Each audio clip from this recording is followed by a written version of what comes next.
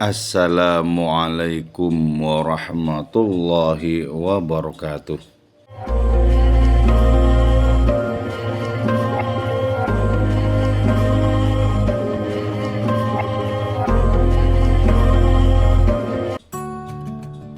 Saudaraku yang budiman, rahmatullah alaikum ajmain. Alhamdulillahi rabbil alamin. Kita bisa berjumpa kembali dalam pembacaan serial kisah para sufi. Pada kesempatan kali ini saya akan membacakan biografi singkat seorang sufi bernama Syekh Abdullah Al-Antaqi. Moga-moga pembacaan kisah singkat sufi ini bermanfaat bagi kita semua. Amin ya mujibas sailin. Syekh Abdullah Al-Antaqi. Beliau adalah Abu Muhammad Abdullah bin Khubik bin Sabik Al-Antaqi. Beliau termasuk generasi terdepan dari kalangan kaum sufi. Beliau adalah seorang sufi yang senantiasa bersikap asketik, mengonsumsi hanya yang halal, bersikap sangat hati-hati di dalam berhadapan dengan berbagai perkara. Beliau berasal dari Kufah, Irak. Beliau bermukim di Antakya, Turki. Pada suatu kesempatan, Syekh Fad bin Shakhraf menyaksikan Syekh Abdullah Al-Antaqi menyatakan dengan tegas terhadap seseorang dari Khurasan, "Wahai orang Khurasan, ada 4 hal yang semestinya senantiasa dijaga dengan ketat. Pertama, jagalah mata dari memandang segala yang diharamkan dan apapun yang tidak disenangi oleh Allah Ta'ala.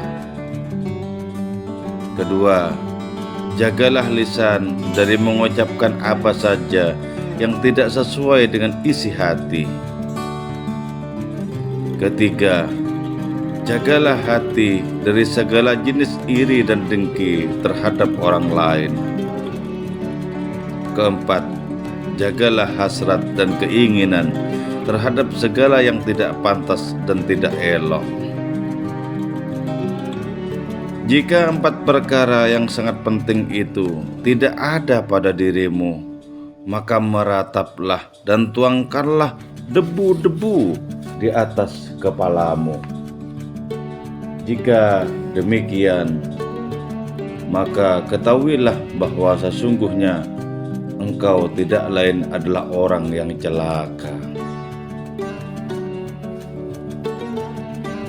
Tentu saja kita bisa menerka bahwa 4 poin penting itu merupakan panduan umum bagi siapapun untuk menggapai keselamatan dan kemuliaan. Karena di samping merupakan pintu-pintu keberuntungan, 4 anggota diri itu juga bisa menjadi berbagai jalan bagi malapetaka dan kehancuran setiap orang. Itu artinya adalah bahwa 4 pintu itu tidak secara otomatis menjadi jalan-jalan yang baik. Karenanya harus diwaspadai segala sesuatu yang masuk lewat berbagai jenis pintu itu. Kita harus berani bertarung jika yang akan masuk lewat berbagai pintu tersebut ternyata adalah begal-begal yang mau mencabik-cabik nilai-nilai kemanusiaan kita, yang mau meracuni cara berpikir kita, yang mau mencelakakan kita setiap kali kita mengambil keputusan. Dan begal-begal itu bisa beraneka ragam, baik jenis jurus-jurusnya, rupa-rupanya, maupun tingkat kekuatan dan kelihayannya.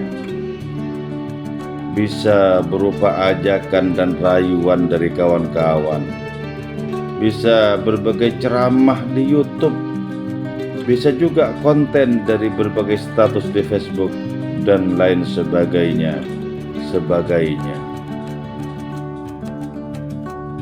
Bahkan yang lebih malang lagi, kadang begal-begal itu leluasa masuk ke dalam diri manusia tanpa sama sekali disadari bahwa mereka sebenarnya adalah begal-begal yang sangat destruktif dan berbahaya, sehingga manusia itu malah menikmati adanya kebersamaan dengan mereka. Syekh Abdullah Al-Antaki pernah menceritakan bahwa salah seorang pendeta dari kalangan Bani Israel pernah menyeru begini kepada Tuhannya, "Tuhan, betapa banyak aku durhaka kepadamu, tapi Engkau tidak menyiksaku."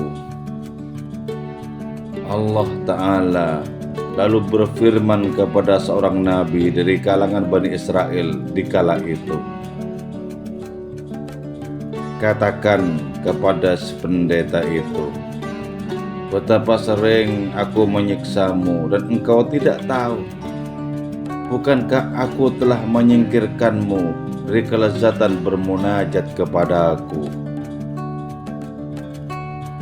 Bukan kehancuran fisik dan psikis yang telah menimpa si pendeta itu, tapi kerusakan spiritual. Dan hal itu merupakan wujud kemalangan yang jauh lebih pedih dan nista. Moga kita dijauhkan darinya. Amin. Wallahu a'lamu bissawab. Wassalamualaikum warahmatullahi wabarakatuh.